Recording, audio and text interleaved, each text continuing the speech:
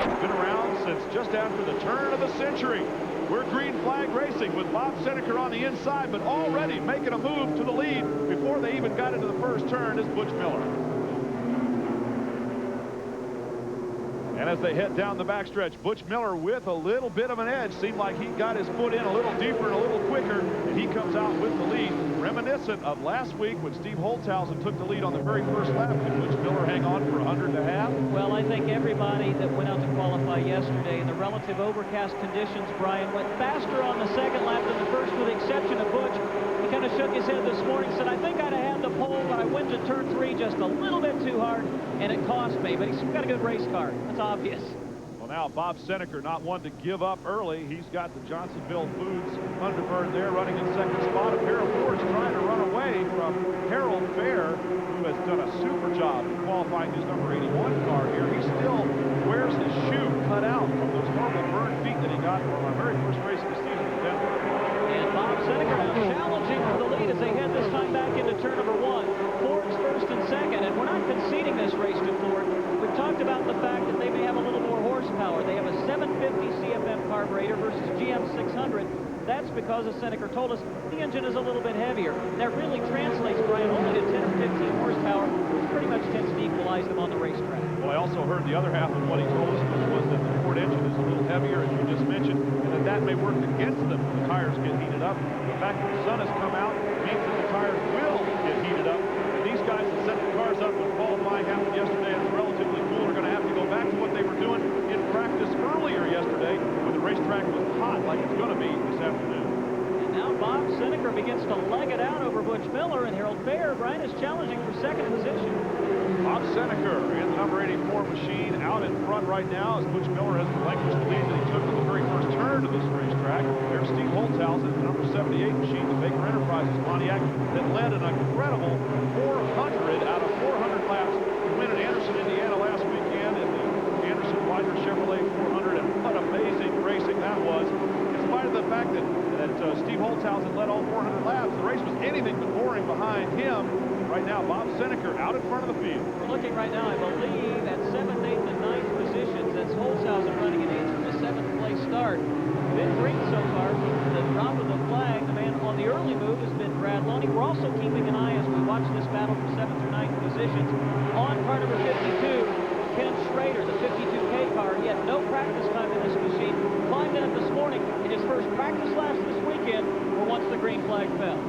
Bob Seneker leading Butch Miller and Harold Fair right now, with Mike Eddy in the black number 88 Goodwrench car sitting in 4th spot. For those of you keeping track up front, then it's Scott Hansen, and behind Scott Hansen it's Brad Loney in the number 33 Winnebago H&W Flex Steel machine, and that battle for 7th, 8th, and 9th place was what we were looking at just a few moments ago. We're going to go down right now for our first report from Chad Meyer, who's down on pit road. Chad? Down with Russ Gamester. I'm looking into the engine compartment, and there's a plug wire off. Not an easy plug wire to get back on. They actually have to jack the car up and get it on from underneath because of the header pipes. This will be a very costly stop for Russ Gamester. Well, troubles strike early, and the most fickle kind of problems, a plug wire. What is it with these plug wires coming off, Rob Albright? I don't know. That's extremely interesting. We saw a couple of drivers having that problem in practice yesterday. Again, having driven around this track, not in a race car, but in a passenger car, it looks smooth, but it is bumpy, especially if you get down on the bottom of the racetrack, and it can jar a wire loose. Bob Seneker in the Johnsonville Foods number 84 machine, which he has driven and become the winningest driver in the history of the American Speed Association. He has had a very unfortunate set of circumstances over the last roughly 1 year, and in fact earned the Hard Luck Award from his fellow drivers last year. Maybe he's turning things around. His first ever pole here at the Milwaukee Mile. It's not his first pole of the season, however. A win here would certainly convince Bob Seneker that he's turned things around for his team. And now Butch Miller begins to narrow the gap slightly as Mike Eddy has caught car number 81 Harold Fair for 3rd position. Russ Gamester, not the only driver to go down on pit road. There he is, back out on the racetrack. We also saw Leighton Reese in the 06 machine, who was down on pit road on the left side of the car up. He's back out there. We'll see what's up with him. Well, Russ Gamester is this time a car owner, and I think that's probably a real learning process for the young man. Russ? You can jump into a team right now that like a Mike Getty's team or Seneca or somebody that was up there, you know, I can run the car probably, you know, just run around just like, you know, they can. So, I mean, it's a learning process. You know, for us, for running a midget and a sprint car like we have and buy a stock car like we have, and not that much financing, you know, we're trying to learn. And, you know, last year was a learning process with the Wins team. Now I'm learning my own team. So it's a struggle. He's a talented young racer, Brian. That wasn't bravado when he said that he thought he could run in Mike Eddy's car, maybe almost as well as Mike Eddy, as we've got a battle for second position. That battle for second, Harold Fair now challenging on the inside for Butch Miller, and all the talk about the Ford Thunderbird horsepower, it seems to be coming right now down to who has guessed right for the rapidly changing conditions on this racetrack. As we saw Gamester come in for a loose plug wire, it appeared as though Leighton Reese was going in for some adjustment on the left side. And now Harold Fair, with a car handling very well, has given up, for the moment at least, as Butch Miller is motoring around the outside. Look how wide that time Butch Miller exited turn number 2. Now that does give him a good run and keeps the RPMs up off the corner. We'll definitely want to keep an eye on that car to see if he might have a bushing problem. That would literally wear out that right front tire. Now the other thing that will wear out the right front tire is to pinch the car down too low on the Milwaukee Mile. Harold Fair had it right down on the bottom. He might have heated up that right front, and that may be the reason that the Pontiac of Mike Eddy is now closing. Harold Fair, challenging for second position, is now himself being challenged for third by the number 88 Goodrich car. We mentioned earlier that Leighton Reese had gone down into the pit. And in a moment, we're going to go down to talk to Chad Myers. We'll have some more information about that. There we are with Bob Seneca and Butch Miller leading ahead of Harold Fair and Mike Eddy. Let's go right down to Chad Myers. Oh, hold on for just a moment. Looks like a pass for the lead. We're trying to get to Chad Myers to find out about Leighton Reese, who's back in the race at the rear of the field. And up front, it's Bob Seneca and Butch Miller battling it out for the number 1 position. This is amazing. Just about the time we were saying Butch Miller might have a little bit of a handling problem, suddenly comes back to challenge for that top spot. And for the first time today, I think he's got it. But for how long, Brian? Here comes Seneca back on the high side.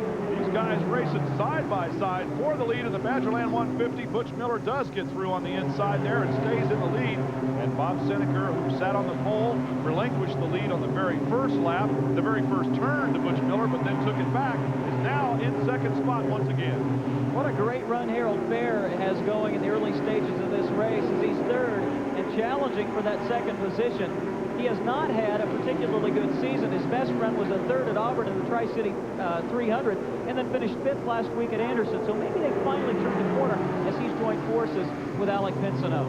Bob Seneca running in second spot right now. Is he the one that's beginning to experience problems? Here comes Harold Fair. Let's go down to Ralph Shaheen, who's in the pit of the 84 car. We're with his crew chief, Dan Crawford, who's watching Bob go by. Dan, has he got a problem? That he smelled a little bit of smoke. That's all I know so far.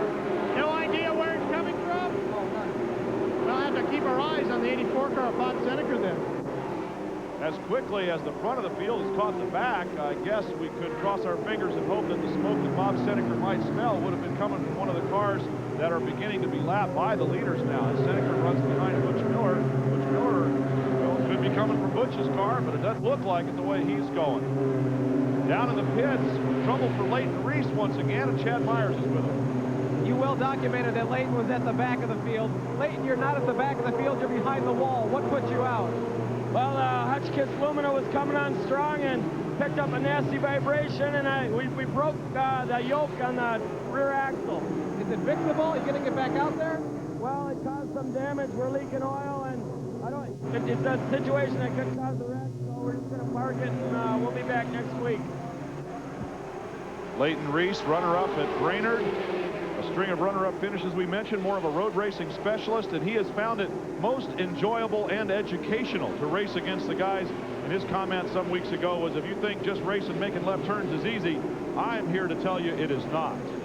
We'll be back to the Badgerland 150 in just a couple of minutes. Tip of the hat to Leighton Reese out early. These are 21 laps gone in the Badgerland 150. There's the race for second place and a glimpse of the leader, number 52, Butch Miller there, as Bob Seneker still trying to hold off Harold Fair, and these three trying to run away from everybody else. And both Seneker and Fair once again closing in on Miller. You can see they've opened up about a 25 or 30 car length advantage over the fourth running Mike Eddy. And now Brad Loney and Brett Bell have begun to close on the fifth place car, Scott Hansen. Bob Seneker in second spot, being challenged by Harold Fair Sr. Let's go down to Ralph Shaheen, who's with the crew chief, Harold Fair Jr. We've heard so much about the Ford, but your Pontiac is right in the mix of this thing. Is this all set up? Well, it's a lot to do with setup. Right now we're biding our time, seeing what the Fords have in front of us to make a move later on. They don't have us any on horsepower right now, but their motors do weigh about 30 to 50 pounds more than ours, which is top weight, where we can put our weight down low. So later on in the race, the Pontiac Grand Prix might be a little bit better. How much is this hot sunshine going to play? Well, it's not too sensitive in a short period. In long greens, it gets a little bit sensitive on the heavier top weight cars. Harold Fair Jr. in constant communication with his dad, who's running in third. We should mention long green would be 50 laps, because our competition yellow rule will come into effect if they run 50 laps green. A caution flag will come out, allow the drivers to bring their cars into the pits, make changes and adjustments under caution. That is a rule that the American Speed Association uses, and one, Rob Albright, that we like a lot. Yeah, I like it. It really leaves the racing on the racetrack. It doesn't take away from the pit stops. In fact, it adds, Brian, to the pit stop strategy. And what about this guy right here, Ken Schrader, has been amazing. No practice laps in the 52K AC-Delco car. Started back in 21st position, has just taken over the 10th spot from Brian Refner. And I thought he would do well, but I thought he might need a caution, a pit stop, and maybe some adjustment to that race car to perform the way he has. This is amazing. Kenny Schrader in the 52K machine. That's not the same car that's leading it up front. Let's go down to Ralph Shaheen, who's with the crew chief for Kenny Schrader, who might be able to tell us what's going on and why it's so good. Well, that's Timmy Cahoots, and he's the brains behind the setups. What did you do to that car, Timmy, that's sending Kenny up to the front? I don't know. We never used to go that good here in Milwaukee, but I think we got her pretty close for him today. I had Toby Butler here with me yesterday to help set the car up, and I think Kenny likes it pretty much. Are you concerned about him abusing the car? Are you concerned about him abusing the car, charging to the front? I'm not concerned about anything right now. Kenny said he's just going to ride right there where we are, and we're going to try and save the tires for a little while. One of the most underrated crew chiefs in the business, Timmy Cahoots. Well, Toby Butler, that's an interesting set of circumstances. He runs the Southwest tour of late model cars. They're a lot different from an ASA machine. To my knowledge, Brian, he's never been behind the wheel of an ASA car, and yet he's got it perfect for Schrader. Obviously knows his way around this racetrack, and yeah, either got lucky or got good. They'd say you'd rather be lucky than good anytime. I think these guys have managed to put an equal measure of both into that 52K machine. And Ken Schrader, well, we know what kind of driver he is. He's heading for the front. That's where these guys are, and that's where he wants to be. And Butch Miller has now legged his advantage to about 7 or 8 car lengths as he's working his way through traffic. He just went around Chris Miles. Now he's preparing to lap Tom Harrington's car number 91. We usually don't get this far into a race at Milwaukee without a caution. Jeff Neal's car has been behind the wall. He now will rejoin this race. It sounded as if he was down a cylinder. And Russ Gainster's been in and out a second time with more plug wire problems, apparently, from what we've been told. The way Butch Miller is running on this racetrack is much like he has been running all season long in the points battle. He's just been legging along out front and letting everybody else shuffle around behind him. And at this point, Bob Seneker still holding off Harold Fair and Mike Eddy for second, third, and fourth place. We're still early in the Badgerland 150. We got 29 laps in the book so far, 150 scheduled on this 1 mile track. Looking back a little deeper in the field now to 8th place, the number 78 car of Steve Holtzhausen that had that incredible run a week ago. That is Holtzhausen in 8th. Gary St. Amant runs 9th. Now closing on St. Amant is Schrader. In front of these guys in 6th and 7th positions continue to be Brad Loney and that young California driver Brett Bell, who has had a very good weekend. Just a little bit behind these two drivers here, Holtzhausen and Gary St. Amant, is also Brian Refner, who's in 1 spot behind the 52K of Ken Schrader. There he is. And in that rookie battle, Refner with the advantage right now over Dave Sensiva. Sensiva buried a little deeper in the field. Brian Refner challenging for a top 10 spot. Ken Schrader loves ASA racing, though he's never, Brian, been able to win one of these events. If he continued at his current torrid pace, he may be the guy, the dark horse, to upset all of our prognostications. We could certainly well see him at our championship event out in Las Vegas as well, as Ken Schrader pilots that 52K machine towards the front, doing a good job. The AC-Delco Chevrolet, he has come from 22nd, as we mentioned a moment ago, all the way up to 10th, challenging for 9th. Here he goes. Actually, he's taken 9th. This is for That's right. 8th position on the outside of Steve Holzhausen in some traffic. Manny Schrader, certainly the racing on the track right now. There he goes around Steve Holzhausen, heading for Gary St. Amant, or up there for Bill Baird there, who is a lap down now on those drivers. Ken Schrader in the 52K is the man on the move right now. Up front, things pretty much as they were. Butch Miller leads. Another short day for another driver down there. Steve Carlson in the pits with Chad Myers. Chad? Steve, you're out of the pits. You're out of the behind the wall already. What happened to the car? Something in the under the hood. It's just got a miss, so we just parked it. Well, you've lasted longest so far. How is the track out there? I think it's great. I think it's real nice. Everybody was wondering what the sunshine was going to do. Did it hurt or did it help your car? I think it kind of made it a little loose, but other than that, it's all right. All right, that's Steve Carlson, a shorter day than he expected. Steve Carlson has won a lot of races in the Milwaukee, Wisconsin, and Midwestern area. A very talented racer behind the wheel of this Lampland Racing car number 35. Several drivers have been in this car this season. It's only made about a half dozen appearances. He had a very good run. I believe it was at Cedar Rapids earlier this season.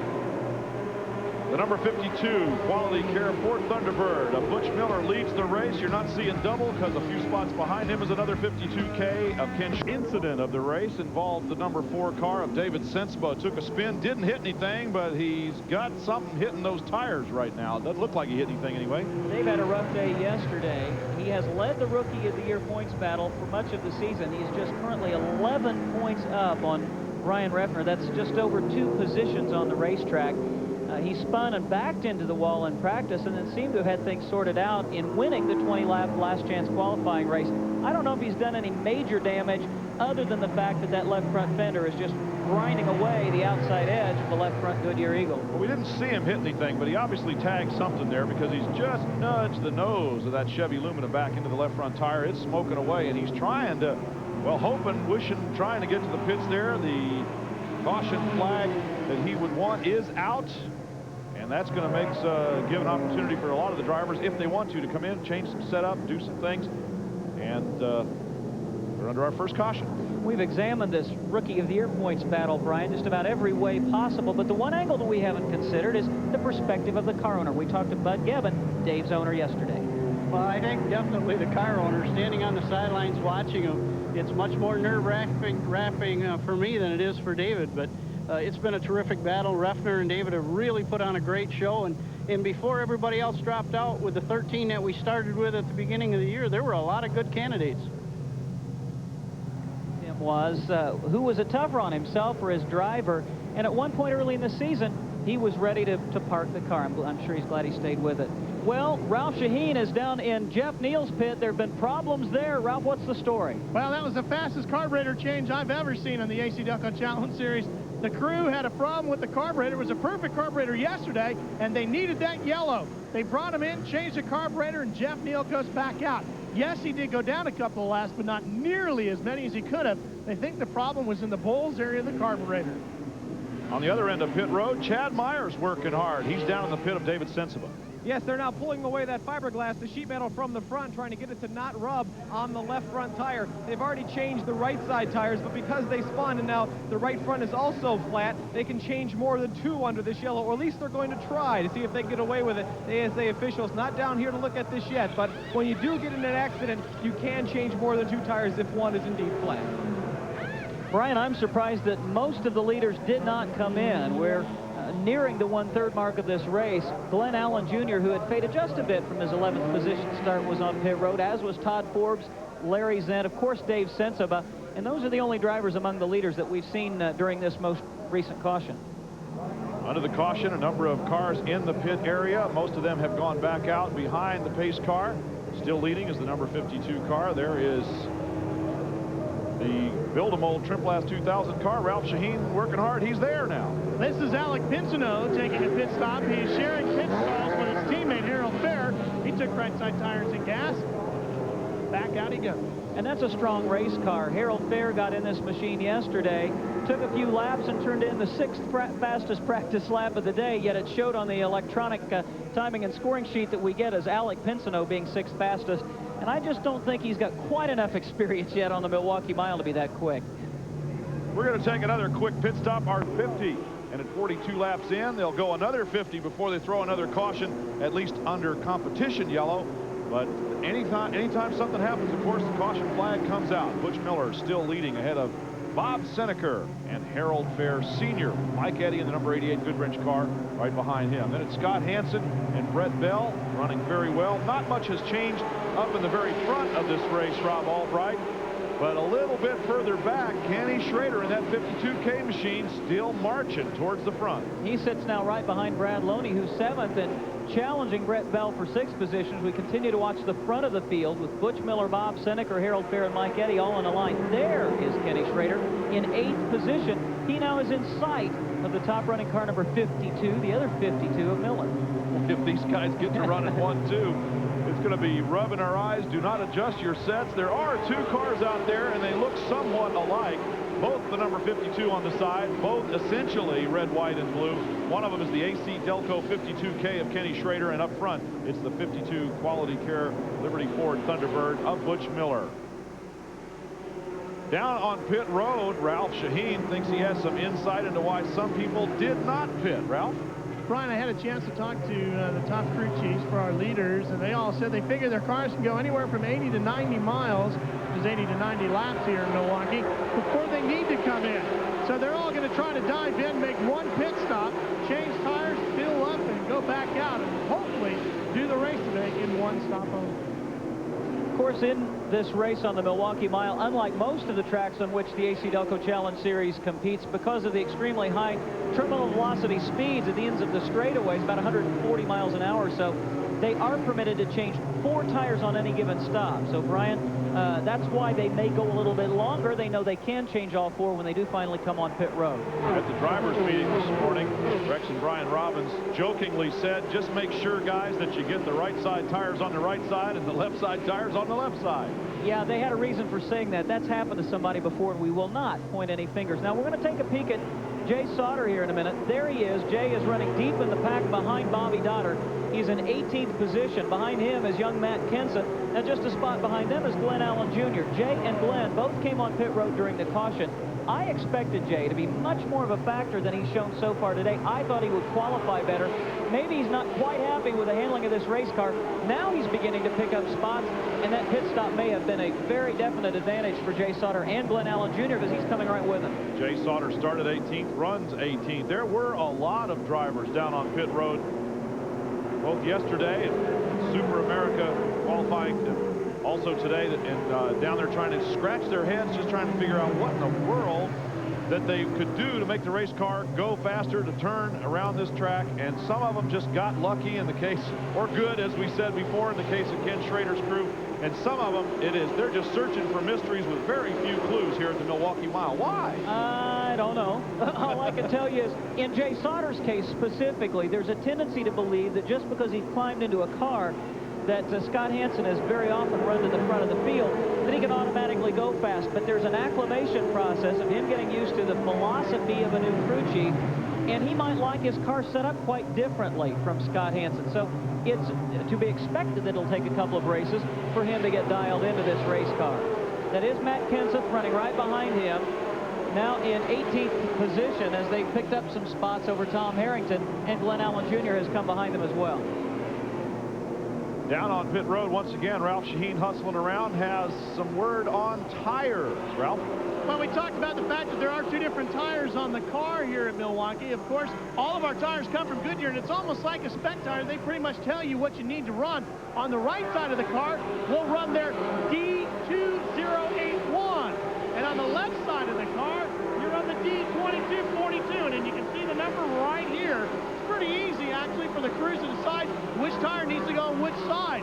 Most of the teams have said this tire is rock hard and should not have a problem in going most of the distance.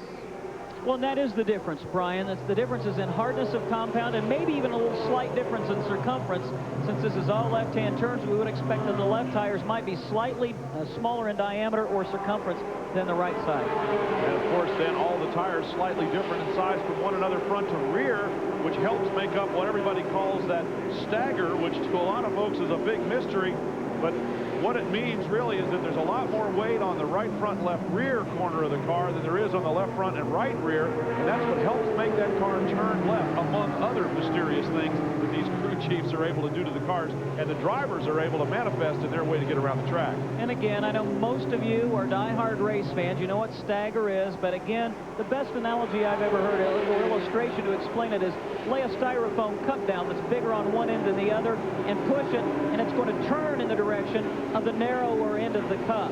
And that's the same thing that happens with these drivers. Now, if you get too much stagger in it, Brian, you really have to fight to keep the car going straight down the stretch. So it's kind of a compromise between some stagger and having an equal setup on the right and left sides of the car. Scott Hansen in that number 53 car is on a very fast learning curve in a brand new make of car. He's gone from a Chevrolet to a Ford in his number 53 machine there, the AFCO Hansen Motorsport Ford Thunderbird. He is racing the 5th spot right now. He started right alongside Brett Bell, and or just in front of him actually, and these two guys racing behind Mike Eddy there in the black Goodwrench car. A lot of people thought Brett Bell might fade early, but he's got working with him Dave Taylor, who was formerly a crew chief for Troop Motorsports. So he's worked with Glenn Allen Jr., he's worked with Johnny Benson, he's worked with Bob Seneker, and no doubt in my mind that Dave Taylor has made a huge difference in helping Brett Bell to adjust to ASA in just his 4th start of the season. Known that Wonder Bar car had a very strong motor in it. A lot of people said that he was getting around as fast as he did in qualifying and practice on horsepower. He has obviously added a driving skill and chassis setup component to that formula. And Brett Bell running hard in the Wonder Bar car, the number 56. He's a spot behind Scott Hansen, who runs 5th. Up in front now again, the 2nd and 3rd place. There once again with a glimpse of the leader, Butch Miller, who has been in the lead since we can remember just about.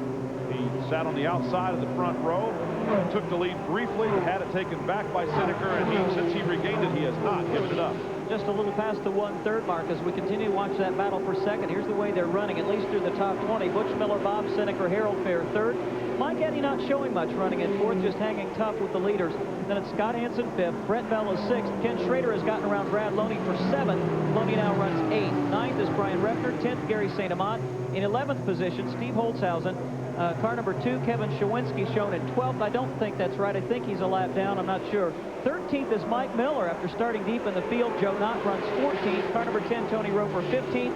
And rounding out the top 20, Bobby Dotter, Jay Sauter, 17th. The 68 of Matt Kenseth, Glenn Allen Jr. And 20th is Ken Stauffer's car number 90. Well, we're now showing Mike Miller actually up in 11th position, and his car, though, is smoking just a little bit. Mike started 27th. And he was one of those guys, along with his crew chief, Dennis Grossnickel, scratching his head down there, says, I know I can go faster than this. I shouldn't be starting 27th in this field. But, man, we just cannot figure out how to make that car turn left on this racetrack. And, boy, he has shown dramatic improvement here today over his performance yesterday.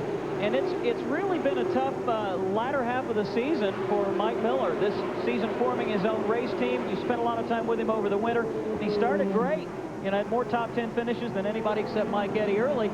Just hasn't gone well over the last 2 or 3 races. Well, he's smoking so bad right now that the ASA officials are saying he's going to have to bring the number 18 Pontiac Motorsports Pontiac in and find out what's going on out there. I'm not sure if they've actually black flagged him yet, but they certainly are telling Mike Miller. And there you can see the smoke coming out of the back of the car. Something's leaking. It's on fire, and or smoking anyway. And unfortunately, Mike Miller looks like he's going to have to come in under green unless something else happens here pretty quick. Well, what they'll be doing is keeping in radio communication with the drivers behind him, and they'll be saying whether or not there's anything actually fluid-wise coming out of that race car. Already in the pits under green is Todd Forbes in the 07 machine, and Ralph Shaheen is with him. They're scrambling around the engine bay. They have a miss in the engine. They're not sure exactly where or why. They've looked around at it. Now they're going to put the hood back down and possibly send Todd back out. They fueled the car up. He's trying to fire it up, and if they can get it going, they'll send him back out. And Mike Miller sees the black flag from official starter Roger Slack, as they will definitely bring him on pit road. They have determined that that condition is worsening and could provide a hazard not only to himself but 5 drivers behind him. And he, just as we were watching him get ready to come around for the black flag, Mike Miller. And he gets drilled by Joe Knott over in turn number 2. Everybody was down on the low side. You probably saw that. Joe Knott was hard on the brakes, but not hard enough, as you simply cannot get woke down here on the Milwaukee Mile, and Knott drills him coming off turn 2. So Joe Knott's car with a lot more damage than that of Mike Miller. Apparently whatever was oiling up the track was specifically oiling up the rear end of Mike Miller's car. He got loose in turn 2. Joe Knott tagged him. There's Joe Knott heading down for the pits. That will bring out a caution, and we'll see how it all shakes out after the caution. Mike Miller starting to shed parts off the front of the number 18 car now, too. That's where he took the hit from Joe Knott's 48. And what just happened, to quote my friend Brian Drever, is not good. Not good. When your car starts to go spinning around to the side like this, and face oncoming traffic like this, that is not good. And so when your left front fender meets someone else's right front fender, that's really not good. And you know what I think very well may have happened? Not only was there a tight knot of cars battling for position, no pun intended, talking about Joe Knott, but I think he might have gotten into some of that fluid that was coming out of Mike Miller's car. And that might have been the reason that he drifted up out of the racing groove. But Joe Knott there getting pushed around by his crew, as Mike Miller's crew, Dennis Grossnickel and the guys working hard there. And there's Dennis under the left front side. Butch Miller coming into the pits. Ralph's down on that end. Well, they're coming in about 20 laps earlier than they wanted to. Everybody taking right side tires and fuel. We've got Harold Ferris in as well. Scott Hansen, Bob Seneker, Mike Eddy, Steve Holzhausen, all the leaders came in. Right side tires are done on just about everybody. All the cars going up in the air now, and the left side tires will change as well. Mike Eddy had complained about his car being too tight. For him, this is a lucky break. All the leaders pitting on the entrance to pit road. They have to come in at the same speed that the pace car does. Butch Miller's down and back out again. Bob Seneker trying to get out there with him, just a little bit slow in doing so. Butch Miller will go back out on the racetrack first, followed by Seneker, then Mike Eddy, then Steve Holzhausen. Everybody else starting to come out, and Chad Myers is down on pit road, also hustling about. Well, Mike Miller, we want to know what happened out there. We saw smoke from the car. Is that what you got into? Did you get into your own oil or what? I watched the car going into one, and Joe Knott ran into me. Did you lose it because of the oil, or how'd you lose the car? I didn't hear the question. How did you lose the car? It got a little loose. And Did you spin in your own oil? Were you putting something down? I don't think I was putting any oil down. Well, that's Mike Miller's version. We saw it from up here. Not sure what happened. The car got loose. There's the result. $50,000 prize next year, just getting some laps, getting some experience with his ASA brethren. Let's take a look on the restart here. We have some videotape. When we went green, you see the number 88 car, Mike Eddy, up front right now. Here's how he got there. Well, several cars slow on the restart. Mike Eddy down at the bottom. Look at Butch Miller. He's trying to find room up on the high side. Now behind them, Jay Sauter passed about 7 or 8 cars as they went green also. And now Mike Eddy challenging for the number 2 spot. Glenn Allen Jr. leads, Matt Kenseth on the outside, and Mike Eddy moves into, well, let's see. Is he going to hang on the inside? Looks like he will. As now Mike Eddy, the number 88 GM Goodwrench car, in second spot. Here comes Butch Miller up on the inside, and we've got a whole new race going on up front. Some of the big dogs are up there again. I expect great things in the future out of this young pup, Matt Kenseth, but the veteran's just too much for him to fend off at this early juncture in the race. Although we do have a young pup, if you want to call him that, and Glenn Allen Jr. now gets passed for the lead by Mike Eddy. So the familiar number 88 has gone into the lead. That's where he likes to be. That's where he wants to stay. We'll see if he can hang on and do it for another 80 laps. We're 70 laps in with 80 to go. Glenn Allen, of course, with his CarQuest sponsorship coming on in the middle of the season. There's another driver who has acquired major national sponsorship from Pronto Auto Parts. And Chad Myers may have a chance to talk to him a little bit later. Steve Barnes has already signed Pronto for 1995. He's working as a crewman for Tom Harrington this weekend. We're noticing a lot of potential sponsors beginning to get a big eye on the ASA and the AC-Delco Challenge Series. It's inevitable because it is such a great opportunity for sponsors to come to many of these race cars. Of course, Mike Miller running a generic automobile for the whole season so far. He's got some bites on sponsorship for the balance of this year and perhaps for next, as many of the others do. It's great when we see new sponsors coming into the series like we are. Steve Holzhausen running much more strongly than he did at the outset of the race. You saw him there putting the pass on, or closing in on Matt Kenseth, actually dropping to the low side of of the racetrack and getting the left rear wheel into the grass. And there's Kenny Schrader alongside Glenn Allen Jr. Now things are definitely changing up front. We're starting to see the march to the front that Kenny Schrader made beginning to pay off as he is now in 4th spot. Mike Eddy trying to run off and high. Well, you know, we've talked about when these drivers had to stop, when they needed to stop. Glenn Allen is backpedaling, maybe because he came on pit road early for tires. I'm not sure. Ralph, what is the story on tires and fuel for these drivers? Well, it's pretty interesting, Ron. Right now, all the crews have been running around here. You can see Bob Seneker's crew been weighing the gas cans, trying to figure out exactly what's going on. That pit stop really came about 20 laps earlier than a lot of the crews wanted it. Butch Miller's crew says they might be tight on fuel. Bob Seneker crew says their tires were pretty good, but a little greasy. And 180 laps might be just a little bit more than they really want to do on these tires. So the last 20 laps is really going to be critical with yellows. Is there enough tire left and enough fuel left in your car to really challenge as we wind down the Badgerland 150? In other words, Ralph, what you're saying is the crews think that theoretically they could go the rest of the way without another stop if need be. They probably could, but it's really going to come up to their driver. Is he able to save the tire enough so it's not too greasy, not too slippery? He didn't burn it up.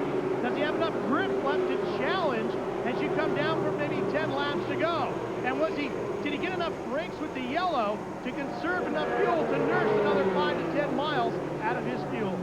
The only part of that explanation, Rob Albright, that I didn't like at all was the word probably. Man, I have never liked to count on that word probably, so I can understand if these guys are going to be chomping on their fingernails a little bit. The winner of this week's Wins Halfway Challenge, that may have been his motivation for jumping out there in the lead, is Mike Eddy, the number 88 GM Goodwrench HRE Pontiac. He wins $500 from Wins for leading halfway point of the race today. Don't you know crew chiefs never tell the truth? Probably is about as strong as their vernacular gets if you're looking for an affirmative. Maybe would even be acceptable, I think. You can hang your hat on maybe, you're trying to tell me? I don't know about that. Well, Mike Eddy finds himself in the front. We've got 5 lead changes among 5 drivers, 2 cautions for 11 laps. And nobody has been out in front by much all afternoon. And Mike Eddy, who was running a somewhat distant 4th before he came on pit road now, Brian, looks like he's stretching it out over Butch Miller. Well, along with Steve Holtzhausen and a couple of the other drivers, they have obviously buffed out the setup just a little bit on those pit stops. They've done something to the tires. They've maybe taken a dial or two out of the suspension. Here's the battle for 5th spot now, as Glenn Allen Jr., who led briefly, is now back racing against Steve Holtzhausen, last week's winner. That last time by the start-finish line. Well, listen again. I'm not sure all is well beneath the hood of Glenn Allen's car number 15. It sounded okay that time, but one of the cars in the top 15 or 20 to go by, a little bit of a sour-sounding motor, but he's not going to be able to hold off Holtzhausen. You had already mentioned that Glenn Allen Jr.'s crew, led by Chris Bradley, had to change an engine. They got, in fact, 6 laps of practice in because somebody told me that they counted them. They knew. And they had to change an engine yesterday. So Glenn Allen Jr., if he gets an engine going sour out there, that would be continuing engine troubles for the number 15 driver. Butch Miller creeping up on Mike Eddy, but here's the greatest battle on the racetrack at the moment. Ken Schrader continues to be amazing in car number 52. Let's see if Seneker puts the squeeze on him in traffic.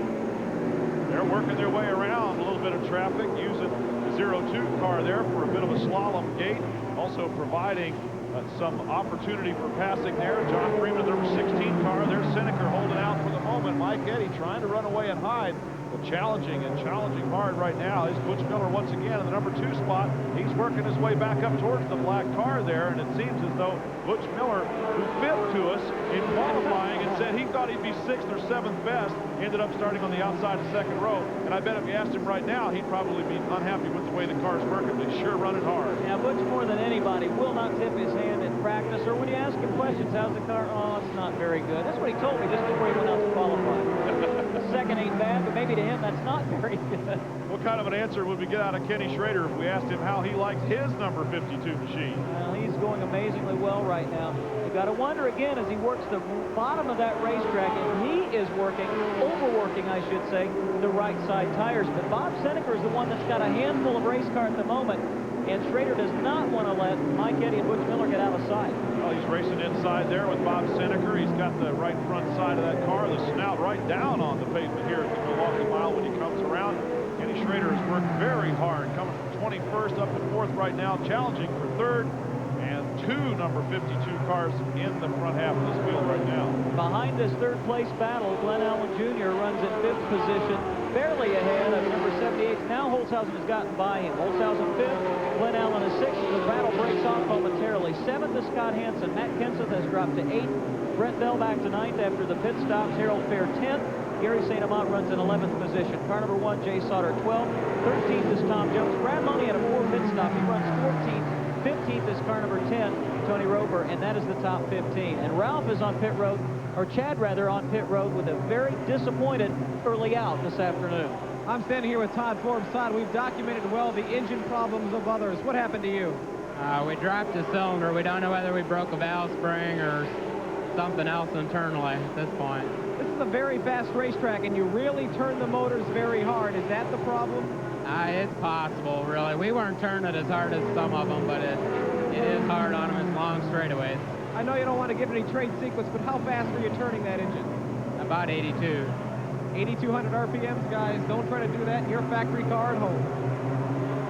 Todd Forbes in the Bob's Gulf 19th Yoder Ford out of the race early, and always disappointing to see Todd out of there. He's had kind of an up and down season, although it's tended to be a little more down than up. We'll be back to the Badgerland 150. We're well into the second half of this race. So come on back and join us. Mike Eddy leading Butch Miller, and there are the rest. He was running 14th when we were last on the air. Now he's moved up to the 11th position, and it's closing on Gary St. Amant. The whole field's starting to spread out just a little bit more than they had been earlier. They are. It looks to me like the top 4 are closing in. Well, the top 4, but everybody else, these guys have pretty much run away from the rest, because there is almost the length of a straightaway back to 5th place Steve Holzhausen, who leads Glenn Allen Jr. and Scott Hansen at the moment. Hansen has not been as good since the caution as he was before. That's been the case with a number of drivers. Harold Fair was in for a rather lengthy period of time. He's dropped back. Brent Bell, the young California driver from Vacaville, who's trying to impress a lot of folks this weekend and had been doing so, had to come on pit road, lost a lap, green flag pit stop. The right side tires apparently had gone away on the number 56 Wunderbar machine. Mike Miller in the number 18 Pontiac Motorsports Pontiac, and Joe Nod in the Ravy Ford number 48 machine, both still in the pits up on the jacks. The result of their little get-together in turn number 2. Let's go down to Chad Myers once again. Chad? Well, what we have down here is the number 02 car of Tony. It's the Tony's Pizza car, Randy Larson. I'm going to get a picture of you just a second for you. We're going to try to get the microwave signal back. I want to show you the back end of this car. The back end does say Pabst. They're trying to rub off all the grease that's come out of the back of this car. That's why he was black flagged. That's why the ASA officials have him in here with a consultation trying to fix that grease. This is a former Scott Hansen car that Randy Larson has purchased. He's also the man that was fielding a car for Shauna Robinson this weekend. And Shauna had very limited time on the racetrack. The car simply not up to spec in terms of helping her to get into the starting grid today. Randy Larson and Shauna Robinson sharing race cars and perhaps some expertise, but Randy Larson in the race, Shauna Robinson not making the field along with Cindy Peterson, 2 women drivers who attempted to qualify for this ASA race. We have had 1 woman driver try to qualify in the past, but never 2. And this time, of course, unfortunately, neither one of them were able to make it into the 40-car starting grid. This front-running quartet is extremely interesting. You've got a guy named Mike Eddy who knows no way but flat out. You've got a guy like Butch Miller who normally is patient and waits for the race to come to him. The same is typically true of Bob Seneker. I think, Trevor, at this point, it's always fun to conjecture, as it looks like Kenny Schrader is going to wrestle 3rd position away from Bob Seneker and do it this time on the high side. I think that Butch Miller's in the catbird seat at the moment. There's Kenny Schrader making his way around the outside. Let's go down now to pit road, and this time it's Ralph Shaheen in the spotlight. Well, we talked about Mike Eddy's suspension. They fixed that with the tire change, but take a look at the front nose of Mike Eddy's car.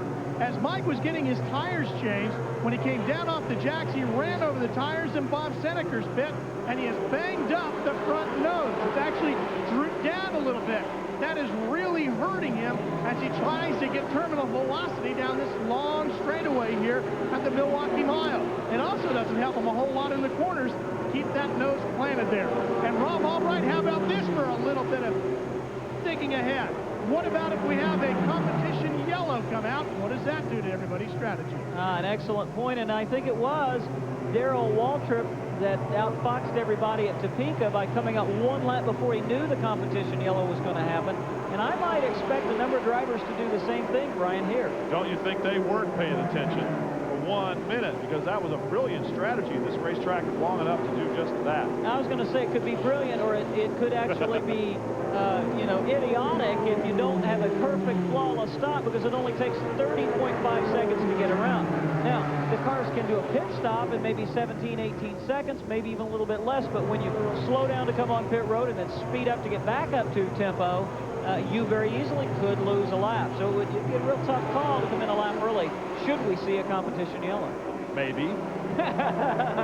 Touche. I guess we're even as one apiece today.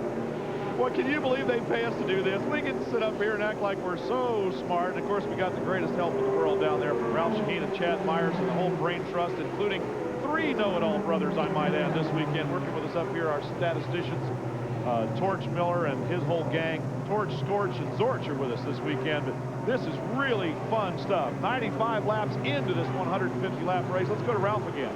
Well, one thing to add to that about pit lane, Brian, is you cannot pass the pace car on pit lane as you're entering the road.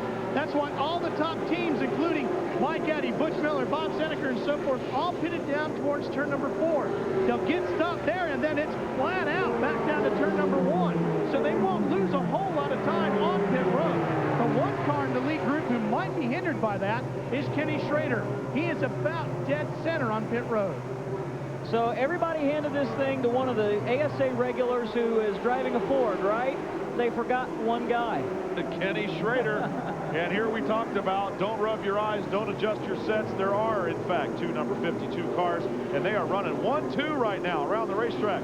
Number 1, the first number 52 with a big QC on the hood there is the Quality Care Liberty Ford Thunderbird of points leader Butch Miller. And right behind him, the 52K, the AC-Delco Chevrolet of Kenny Schrader, who started 21st, and we have documented his charge to the front. Here he is challenging for the lead. Nothing less than spectacular as Kenny Schrader is putting all kinds of heat on Butch Miller's other car number 52. Now, the way you can tell them apart, they're both red, white, and blue, but Butch's number leans a little bit backward, just a little bit less than Kenny Schrader's does.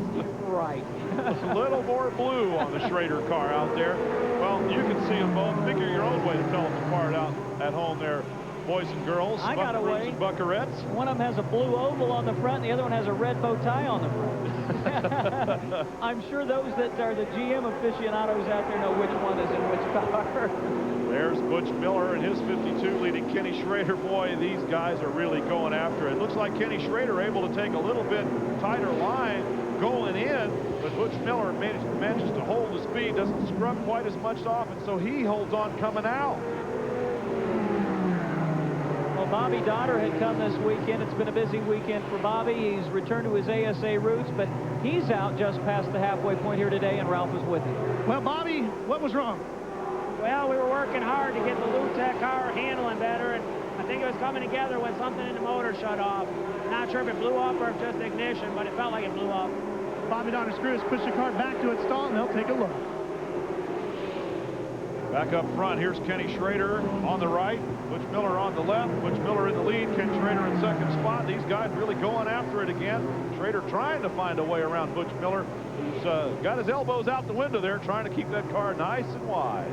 Well, you can see they're lapping Jeff Neal once again in car number 75, who obviously still does not have a car up to full song. They did change the carburetor, but that didn't cure the problem in its entirety. What a great battle for the point between one driver that we expected to be there and one that is a total shock. Not any aspersions at his driving ability, but how do you climb in a car with no laps and go out there and race like this? Got a good crew chief setting the car up for you, and you're a good race car driver like Kenny Schrader. For the record, both Mike Miller and Joe Knott are back out on the racetrack after long pit stops for those two. And they will not be in contention to lead this race, but at least they're where they want to be, and that's out on the track. Bob Seneca trying to keep pace, not having a great deal of success. There you can see the Bluebird as he's about 10 car lengths back. And Mike Eddy now, Brian, has dropped about a half straightaway behind this lead threesome. Showing Mike Miller and Joe Knott in 34th and 35th positions. Again, for the record, those of you that were paying attention. Here is Schrader down on the inside. Ralph Shaheen is with his crew chief. Okay, Timmy, we're about 10 laps away from a competition yellow. How hard are you telling him to run right now, and will you pit when that yellow comes out? Well, he just took the lead right there, and I I really wish we weren't going to get that caution because we don't need it. We're going to have to decide here what we're going to do real soon. I might just stay out. We'll see how it goes. It's going to be interesting to watch. It will be interesting to see when that competition yellow comes out. If it does, we are very, very close to it. We're going to go to a commercial break, check on all the tiny little facts for you, and we'll be right back under clear blue skies here at Badgerland. PNN is brought to you in part by Win Oil Company, makers of quality automotive car care products. Remember, when it's wins, it works. By Mr. Goodwrench, the GM expert at participating GM dealerships. And by Super America. At Super America, we never stop. And by Las Vegas, home of the Las Vegas 300, the ASA Championship Race. We are no more than 7 laps from a caution flag right now with Ken Schrader out in the lead. We already heard his crew chief say they did not need the pit stop. Right now we're going back down to Ralph Shaheen is with the crew chief for the other number 52. That's Gary Showalter. All right, Gary, we're closing in on a potential competition yellow. What do? Do you stay out or do you come in? No, we're coming in. We're going to put out 4 tires. Car's just a little bit loose. The strategy is building.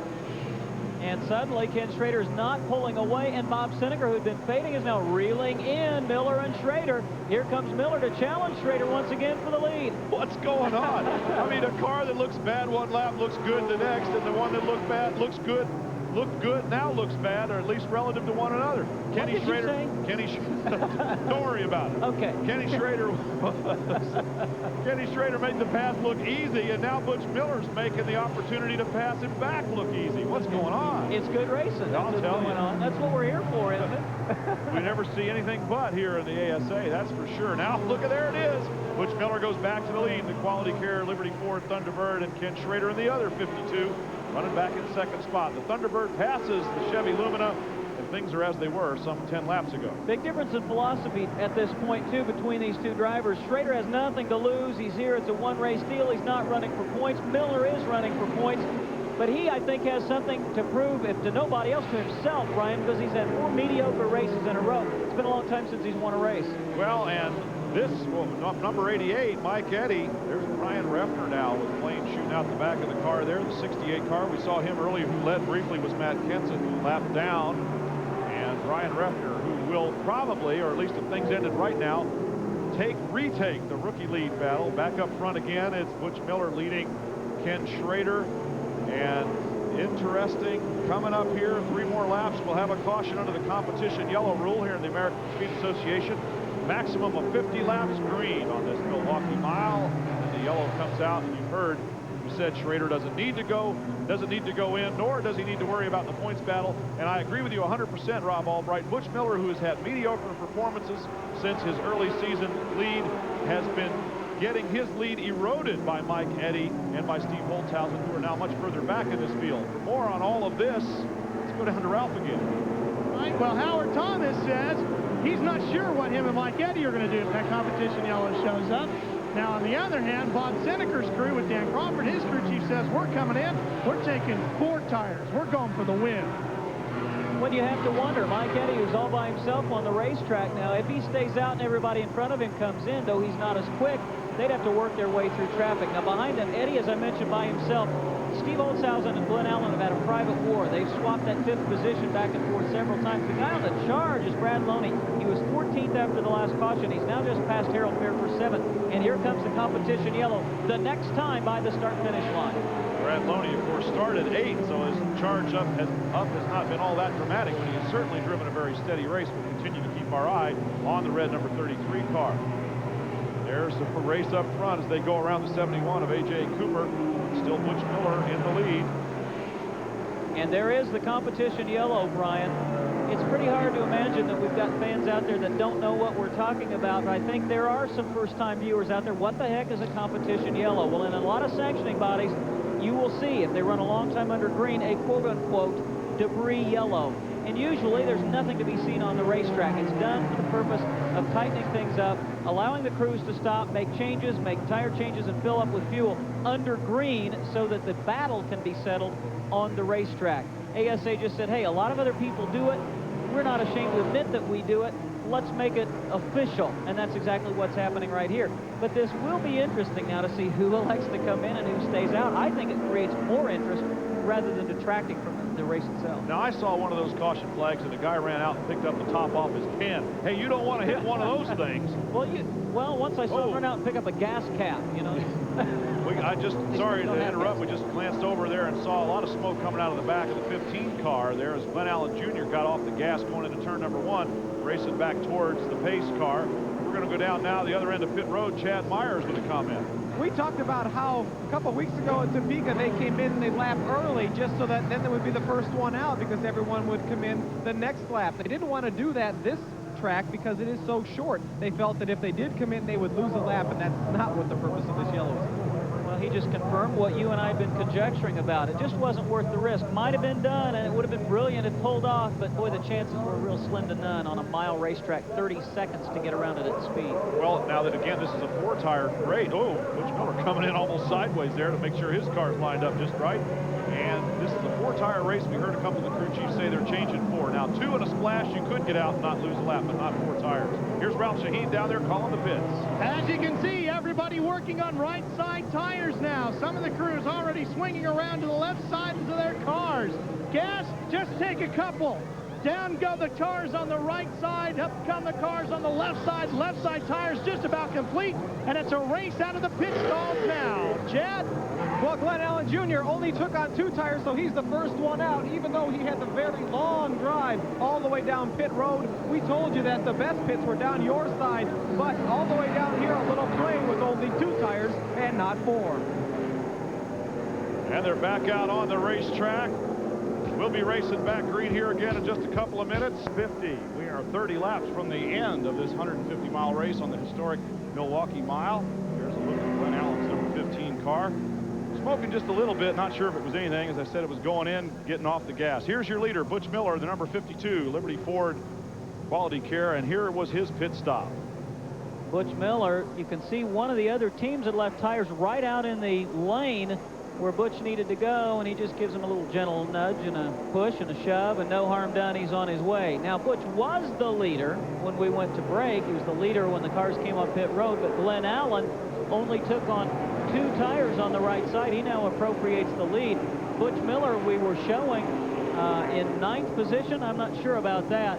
It looks like Brad Loney is running in 2nd spot in car number 33. Behind him, Ken Schrader got a great stop. Again, he may have taken on only 2 tires. I'm sure Ralph and Chad can update us on some of the leaders and how many tires they took on in just a minute. 4th position, I think, is Kevin Sawinski in car number 2. Bob Seneker 5th, Mike Eddy 6th, 7th, Tony Roper, 8th is Steve Holtzhausen. Butch Miller is in 9th position, a rather intense spot right behind Harold Fair, so not an especially good stop for Miller as we prepare, Brian, to go back to green with Glenn Allen setting the pace for a while at least. Well, Glenn Allen shown as the leader, although the very first car on the racetrack is the aerodynamically challenged number 18 of Mike Miller there. You can see him ducking into the turn just ahead of the number 5 of Brian Refner. And it's Brad Loney going inside there with Kenny Schrader, and it looks like those 2 might be the guys running up front. Loney is the race leader. Now, we thought that the 15 car of Glenn Allen Jr. might have had a bit of a motor problem. Not really sure, but he's dropping back very rapidly in car number 15. Something is not right. Now Brad Loney there just behind the black number 5 of Brian Refner, who's being shown a couple of laps down, but he will apparently retake the rookie battle lead in the points chase for that $40,000 Pat Shower Memorial Rookie of the Year award. Brian Refner's the front of the parade, but the leader in the race is the number 33, Winnebago H&W Flex Steel entry of Cedar Rapids, Brad Loney, but now around the outside, the sneaker. Bob Seneker just snuck past in the Johnsonville sausage machine. That wasn't very sneaky. Whoa, man, I mean, he snuck around the outside. Once he got the lead, he just jetted away. And Ken Schrader used the low line. For a moment, they were 4 wide coming off turn number 2. Refner says, I'm not in the hunt. Let me get out of the way, and that's exactly what he's done. Loney has dropped to 3rd. Now Mike Eddy comes to 4th. He was 6th on the restart. Butch Miller is working his way through traffic and not having much success doing it. A lot of smoke from Glenn Allen as he went into turn number 1, though he is challenging Harold Fair for position, and that's the 6th spot. We hadn't talked much about the pole sitter Bob Seneker since the early part of this race when he sort of slipped back out of the spotlight, but now it looks as though the winningest driver in ASA history has retaken the lead here. We're 27 laps remaining in this Badgerland 150, and the blue 84, the Johnsonville Foods entry, is out in front. Let's take another peek at what happened coming off turn number 2. Brian Refner's got to be going, oh no, which way do I go? He'll take the next to the lowest line. Schrader goes all the way to the bottom. I'm sure now, see Refner making a correction to the right. Now he knows he's there. Loney goes to the high side, and Seneker just bullets by on the top of the racetrack. A brilliant move by Bob Seneker. Well, he picked the right place to go and got a great drive off turn 2, and this is the result. The blue number 84 with Bob Seneker behind the wheel is once again out in the lead. Ralph Shaheen down on pit road. A comment about tires? Well, just updating what Rob was asking about. As we said, everybody took on 4 tires. We went back and double-checked all the crew chiefs. Everybody took 4, and it got real lucky for Mike Eddy because he had a tire going down, and he didn't know that until he was able to take that tire off. Another good reason for competition yellow, a dangerous situation avoided by chance, you might say. Mike Eddy coming in to change a tire that was going down. That could have been disastrous for him, and there he is. Battle for 3rd position. It's Mike Eddy wrestling it away from Brad Loney. It looked like a little bit of not so gentle contact as they came through turns 3 and 4. And Loney's a good young racer. He's not going to give any quarter to Mike Eddy anymore. He might have last year. He won't do it this season.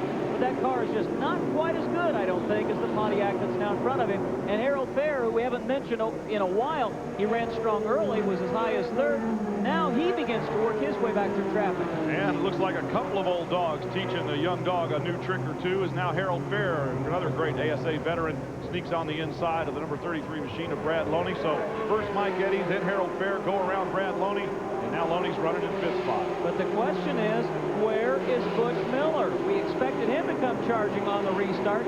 He's back now. There he is. You can see him just in the right edge of your screen as they went through turn 1. He's right behind this battle between Harold Fair, Brad Loney. There we found him as he now tries to close up on Steve Holzhausen. So Miller apparently not an especially good pit stop, Brian, and you really need one with just 23 laps to go in this race. Butch Miller running 7th behind Brad Loney there. At least that's what we're showing him right now. Jay Sauter with a little bit of smoke coming out of his car. And as we mentioned before, we couldn't get our eyes on him because he was buried so deep in the field. Ralph Shaheen, you got a comment?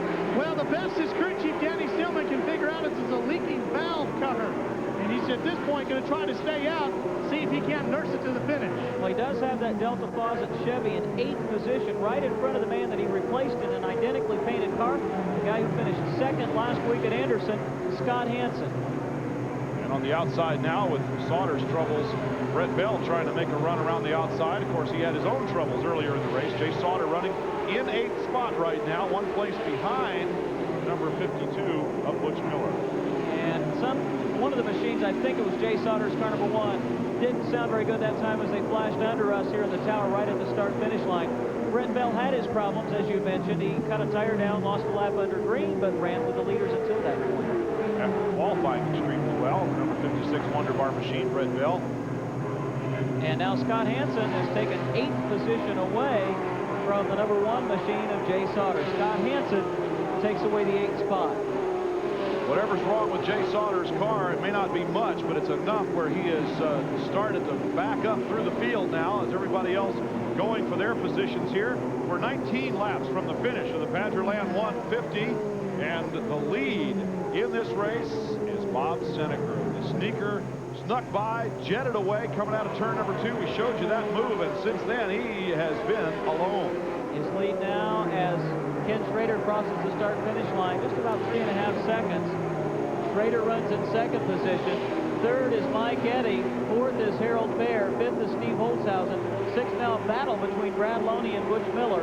Running in 8th position is the number 53 machine of Scott Hansen. In 9th spot, hanging on, is Jay Sauter, and Gary St. Amant runs 10th. Let's take a look at Glenn Allen once again and get a comment from Chad Myers down on pit road. Well, Glenn has radio to his crew chief, Chris Bradley, down here. Believe it or not, Glenn is now only 10 seconds from going a lap down. They are now down a cylinder. They think it's a valve spring, either a burned valve, and the smoke is coming from the valve guide. Valve seal. His crew did change an engine, as we mentioned before, yesterday. Just 6 laps into practice. Engine troubles continue for the number 15 car there, and its driver, Glenn. Hello!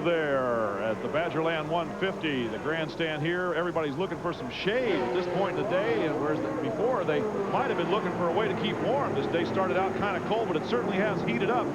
And providing some of that heat is the number 84 of Bob Seneker, the Johnsonville sausage machine. I got to ask you, Rob Albright, the Johnsonville Foods people were here. They hosted a great big lunch yesterday during practice and qualifying. All the drivers and crews were down there. And when your sponsor's here in such force, how can that possibly change the way a guy drives a race, or is it just karma? It can. I'm sure that Bob Seneker came as prepared this weekend as he has for every race this season. Just happened to be the right timing to put things together for what would appear to be a win, as we've got the biggest margin that we've had all day. Now behind him is car number 32. We haven't mentioned him at all behind Seneker. As we continue to look at Bob. And that is Bob Seneker, of course, the leader of this race, and waited till late in the event to get it done. Second car on the racetrack as we look back is the number 32 machine of Ted Smokestad. And Ted is running, we understand, for the Jacob Wetterling Foundation once again this weekend. It's a first cousin to him that has gained national attention. He was abducted some years ago, and they've not given up the quest. Ken Schrader is the second place car. There he is, the AC-Delco machine. Smokestad is 5 laps down. Has run all day thus far. We just took a peek at Ken Schrader in car number 52, and he's had a great run, but he's going to need Lady Luck to intervene if he's going to get a victory this afternoon, Brian. Well, he ran past Smokestad without any problem, but he'll have a lot more trouble catching up to Bob Seneker, who is now almost 3 seconds ahead of him on this 1 mile racetrack.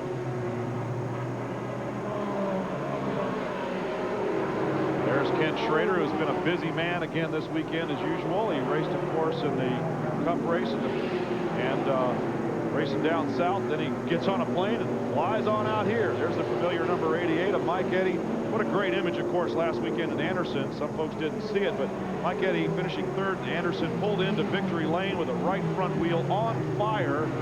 That sums up a lot about what we've always said about Mike Eddy. He literally drove the wheels off that car.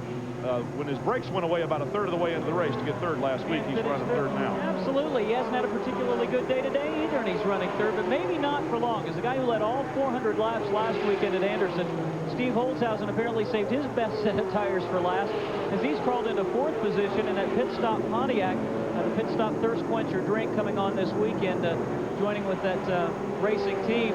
And Steve has not really been a factor, did not feel the car was strong in practice and qualifying yesterday, but is having a good run. Well, he's not going to lead 400 out of 400 here, or even 150 out of 150, but Steve Holzhausen very much like to lead the only one that counts, and that's the last one. Now we're looking back to Harold Fair, the number 81 there, the Build-A-Mold Trim Class 2000 car.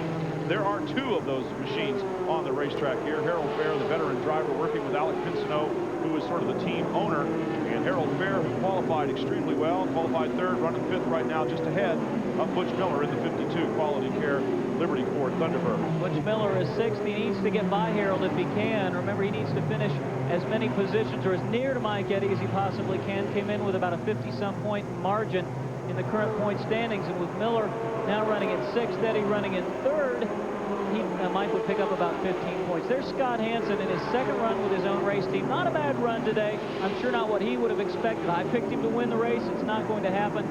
But to run 2 races as strongly as he has, the first 2 with his own operation, got to give the whole team credit for that effort. Runner-up a week ago, of course, Scott Hansen, 53 entry. Just saw a quick glimpse of car number 91. That was the Tom Harrington machine. Now we'll go back from Scott Hansen. Behind him, a whole host of race cars. There's Brad Loney, who's running in the 8th position, and he's dropped back just a little bit since we went back to green. I know they said the leaders all took on 4 tires. Brad got such a great stop, I have to believe that he only took on 2, and that's just conjecture on my point, but if in fact that's the case, that's why he's going backwards. And there's Gary St. Amant 9. Loney led briefly. Here's Gary St. Amant, who has had streaks of good luck this season, along with streaks of bad in the wins. Ford City Ford Thunderbird, number 7 there, the familiar black machine with the orange nose. And there's Brett Bell, the number 56 car, the Wonder Bar entry.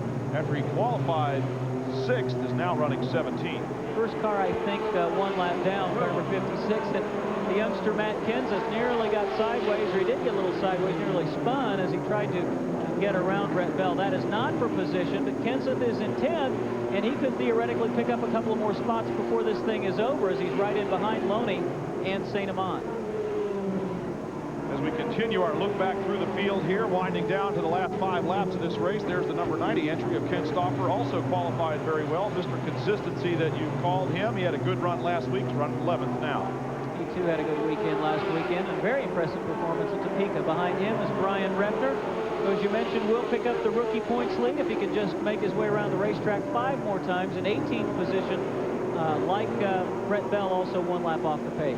Repner, the leader, at least on the racetrack right now in that rookie battle. Sensiba's luck has been worse than that of Brian Repner here today.